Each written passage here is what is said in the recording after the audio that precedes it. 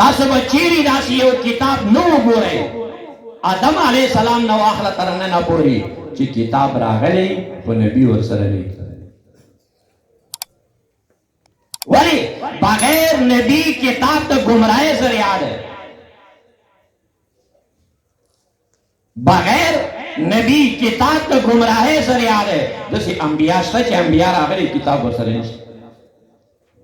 د کتاب نه رجل زیات ضروری دی ته څرنګه معاشرې ته دا ذهنیت ورکړې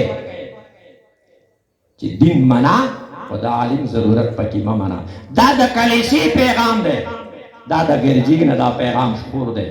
او زما اهم خبرې مقصد دا دی چې اوس منبر